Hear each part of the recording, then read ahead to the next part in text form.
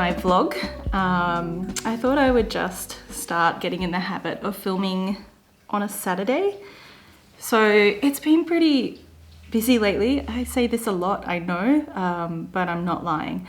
I've made a little snack, by the way. This is some chai. It's actually vanilla spiced chai, and I've blended it with a little extra tea, a little extra hard spices. It's really yum. This is, after all, a cozy winter vlog. I think today in Canberra we have a top of 12 degrees. And the low, I'm not sure what it got down to, but when we woke up at 7, it was minus 2.9, with a feels like of minus 5.9. So it's low. This is kakra. I think I'm saying that right. I'm not sure. It is my new favorite snack. It's from the Indian shop. It's got jeera in it, cumin. And there was a serving suggestion. It came with this little masala packet, and there was a serving suggestion of adding some honey and then the masala. And my God, it is so good. I cannot describe to you. If you have a local Indian store, you actually need to go and get this and give it a go. It's absolutely delicious. So it is meant to be had with tea. So I think I'm doing the right thing. And after all, it's winter and we need to stay warm. So yeah, it has been quite busy, but this year, I know I have not vlogged all year, and I'm sorry, but this year has been like quite hectic, but in a good way. So let me tell you about everything that's been happening. Probably the biggest thing for me this year, well, it should be the biggest thing for me this year, is that I got married. So I'll put some videos and up for you to have a look at now while I'm nattering on. So yeah, that was super exciting. Our wedding, it was a blend of our two traditions. So my husband is actually from India, and we decided that we wanted to blend it in that we were just having a very simple ceremony outdoors in Australia, but we were going to wear some Indian clothing. So I bought this beautiful, I hope I get to wear it again one day, like mustard yellow, bright mustard yellow lehenga. And I love it so much. And it was quite crazy actually on the day, getting my hair and makeup done. Like, they really went to town with hair and makeup. I am not someone that wears a lot of makeup, and whenever I've done anything fancy with my hair, it's been to put just a color, like a rinse out color in. So I'm not very adventurous in that way. But they put full like hair extensions, and they straightened it, then they curled it, then they put in the hair extensions, and they made it look really good. You guys will notice, and I'm going to admit to you, this is one reason why I'm not very good at making vlogs, is that my hair is very thin. I'm kind of like almost balding on top. It's thanks to PCOS. You can look that up if you want to. And for everyone else out there with PCOS, I hear you. It usually means you either have like some kind of hair growth in areas where you just don't want it, or you get hair loss. And so that's the case for me. I get really shy, like embarrassed about it. Anyway, for my wedding, they managed to cover it up quite nicely, which is good. And then they did the makeup. And that was full on makeup. I have never in my life had eyelash extensions, but, or what do you call them? Fake eyelashes, not extensions. And I had no idea how heavy they were.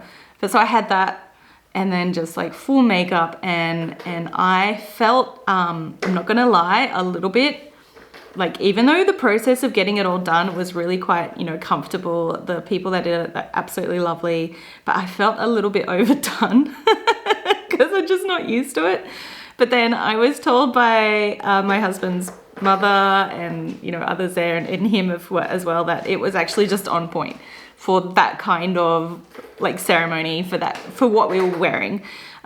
So we had Indian clothing, and then The rest was just pretty much, we used a company called Easily Ever After Weddings. And I hope that's the name. I will put it up if I got that wrong. And you know what? And I'll link them in the comments because they were absolutely amazing. So we just wanted a small wedding. We only wanted just, you know, family, friends, the people that really mean something to us. That's who we wanted to. But yeah, it was just a small wedding, and it was perfect. So that wedding company, they take care of everything from the photographer, the videographer, the celebrant. We also got, our package had a charcuterie at the end, so everyone had some snacks and drinks afterwards. Like everything was taken care of, all the legal side of things, the rehearsal, and the celebrant, I cannot speak enough of Pat. He put together the most wonderful, what do you call it, speech, that included our story, and it was just so meaningful and so beautiful. So yeah, so that was our wedding. We got married in April, and so it was autumn time. I did hand paint some wedding invitations because us creative types, we cannot help ourselves. And I used autumn leaves, and I included the autumn leaves in a couple of other things I made. So a sign, and I made a wishing well, just a box that you put the greeting cards in. And also I made the cake, and I used the leaves. I had printed them on some silk and used them on the cake. I'll actually film another vlog that shows the process. I did film some of the process of painting the wedding invitations and putting them together. So I will share another vlog soon that goes through that process. Yeah, so it was really, really beautiful. And then after that, we went to Vietnam for our honeymoon. It was so lovely. If you're trying to think of a destination to go to where it's amazing people, amazing food, it was just the most beautiful honeymoon. And the places that we went to were amazing. I think my favorite was Hoi An, which is kind of like, they describe it as a historic town.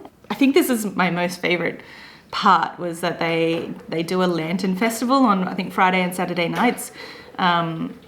So you go there at nighttime, and it's just lit up by all these beautiful, colorful lanterns. I actually bought 3, which I will show you, because I could not resist. So first of all, it looks amazing. But then they take them all out on these boats. So the boats are completely, I will include some footage here. The boats are completely decked out in these amazing lanterns. And then you can also have the option of going out and lighting a couple of lanterns and letting them go on the water. And we did that, and I think that was my most favorite point of the holiday. It was just it's such a memory. So yes, that's the biggest thing that has happened this year. I suppose in terms of my illustration, the other big thing that's happened is that this book that I finished illustrating last year has just been published. So this is the Phoenix 5. This is the first time that I've been able to illustrate a children's picture book in watercolor, which I think makes it very dear to my heart. Yeah, I mean, obviously I'm a watercolor artist first. I do digital as well. I really enjoy digital, but I have always wanted to do one children's picture book in watercolor, and the authors graciously said, yeah, go for it. We know it'll take a little bit longer, but go for it. And I'm so glad I did. I feel like it just awakened another kind of, how do I describe this? I think because watercolor is something that's on my heart, right? It meant that I was pouring a lot more heart and soul into this book, into these illustrations. So it just awakened something there, that I feel like the output was even better than anything I've done before. So even if I go back to digital next, I feel like I'm going to take a lot of these lessons with me, which is great. But also, in the world where everything is kind of AI now, it was so good to not work digitally, where, you know, we're using computers for everything and there's AI generation and all that kind of stuff. Going back to something that's tactile, watercolor and pencil, just the most basic of mediums, it felt really good. And I feel like the output shows that too. But first up, how beautiful is this book? Like, this is published by Little Steps, and it's the first time also that a book I've illustrated has been produced in hardcover. They've done this amazing, I hope you can see this on camera, they've done this amazing embossing here and with the copper foil. And it's just so beautiful. So every time I see it, I'm like, oh my God, I illustrated that. So yeah, I can take you through page by page. These are the end pages. I hope you can see this well enough. If not, I'll record something over the top of this and then so that you can see them well. The end pages kind of give you a hint of what's coming up. So we've got all these tools, and then we do have these little, what appears a little bit like club badges. This is actually a little bit of a nod to one of my favorite animated films, Up. So if you know the Ellie badge, then you know where my idea for this came from. So getting into the book, we get a hint of some characters, and then we get the first spread, which is a full spread. I was so nervous illustrating this spread. It sounds ridiculous now because when you look at it, it's not super complex. But for me, being this is the first time I've done this in watercolor and pencil, I was just really scared to do the background, not the foreground, not the detail stuff. That's fine. I'm used to the detail stuff. But when you think about the other watercolor that I do, it's usually, you know, for example, nature illustration. So it's just a flower or a bird on a white background. So backgrounds kind of scare me. I can do them, but they scare me. And I was very, very anxious about doing this spread. But as soon as I started, I was like, that's actually quite fun and quite not as hard as I thought. I really had fun doing the grass where I've kind of layered the watercolor over itself to create this mottled effect. And the rest I kept quite simple because I wanted the eye to be attracted to the detail anyway. So I hope you can see, and again, I will bring this up close if you can't see. I'm using the camera later. But the pencil, I was so happy to be able to experiment this way. So the way that I've created these pages is to do the watercolor first and then the pencil over the top. And it just added this like extra texture and almost warmth to the illustration and tactileness that I really love and I'm going to keep using, even if it's digital. So then we get introduced to the characters. So on each page, almost each page, I introduced a little frog. And I think what was lovely was that the authors love that little frog so much. They call out attention to him at the beginning. And then they also asked me afterwards, you know, do you have any bigger illustrations of the frog? Because I would love to bring attention to him. So I did actually send them one for free. And if I get some time, I might make a few more. So I really enjoyed introducing each of the characters. A lot of what I decided to do in this book was not in the story, but part of the story that, you know, as an illustrator, you have the pleasure to kind of add. So introducing the Flo cockatoo, and she picks up this net. So that was not part of the story. And she brings the net over here to Marley Crocodile, who we'll meet next. But can you see there's like a tractor arm or something coming in at the back there? So then we're introduced to Marley Crocodile, and she loves soccer. Who doesn't? And you can see again a hint of this machinery in the back. Marley, she advocates for her friends. And so I thought it would be nice that she's advocating on behalf of all of the people who live in this forest. So there they are advocating against the machinery, saying, save our home. Always was, always will be sacred land. And then we're introduced to Cody Quokka.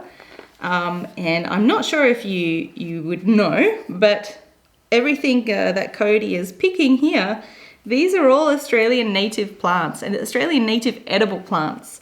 Honestly, I forget what this one is. It's some kind of a herb. We've got the Kakadu plum. And this, I'm going to call it the wrong name, but I would have referred to it as pig face, which I think it's not the same thing. But you see it growing by the coast. It's like a succulent. It has the most bright, beautiful, like firework type flowers. And I had no idea that was edible, but apparently it is. And so Cody Quokka makes a lovely little salad. Cody is always caring for friends. So he even invites the frog to join them. Frankie's sea eagle, I love. Frankie stands for freedom. So it was so lovely to put Frankie flying up above the land so he can see all the little boats and cars, even beach umbrellas there. And then even a bit of whale watching. I think I wish I could be Frankie's sea eagle. But my other favorite character was Safi, and I loved this page. I think this page and the one before it. These are my favorite. These are my favorite pages. So yeah, Safi Koala, I really liked making her. She's sleeping at nighttime, as we'd expect. Wakes up with the sunrise, as you'd expect.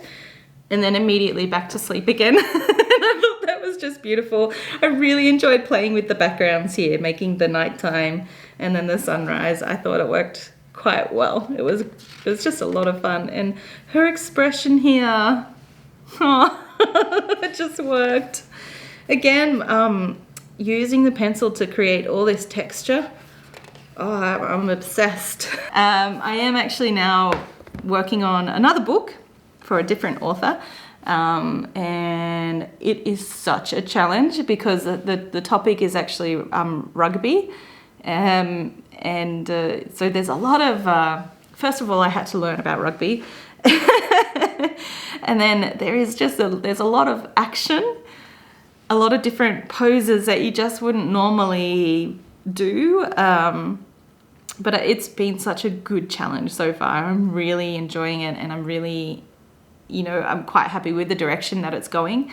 So that's great. And then as well as that, I've signed to do another book that will start when the one I'm working on finishes. And I think that's going to be completely different again. So that'll be around August, I think that one will start. So it's full on at the moment. I'm still working full time. My day job, we're short-staffed, and I'm kind of doing the job of almost 2 people, and so it's very tiring, and it can be quite stressful at times. So I come home and then I try and get into my illustration, and I'm not going to lie, it is tough. It's really tough. So Saturdays is definitely the day that I dedicate fully to illustration. To my business in general. I still sell products, so I'm still needing to do some orders. I have about 4 or 5 orders I need to do now. I sometimes hope that one day I might have some just part-time work is my day job so that I can do a little bit more illustration. But I did think I would get back into vlogging because I love sharing with you this way. I love watching vlogs. Like when I'm working on my illustration, there's always a vlog on, whether it's an artist vlog or a travel vlog. Big shout out to the Jet Lag Warriors in Ken Abroad. You guys keep me company while I'm doing my work. So I thought I would actually record this and get back into the habit of making some vlogs. It doesn't take too much, I hope, just to record something on a Saturday, maybe 2 Saturdays in a row, and then during the week a little, and then just put it together and post it. So that's my aim. And we'll see how we go. By the way, everyone, meet Puchu. We got Puchu last year. Yes, last year. So he is just over a year old now. He was rescued. He was actually dumped as a kitten, can you believe? And we don't know what we would do without him. He's just brought so much laughter and life into our lives. So yeah, me Puchu, you're gonna see more of him, I'm sure. He is crazy. Yeah, and I hope you like this vlog. Let me know what you think. Give it a like and a share if you liked it, and I'll see you next time. Bye.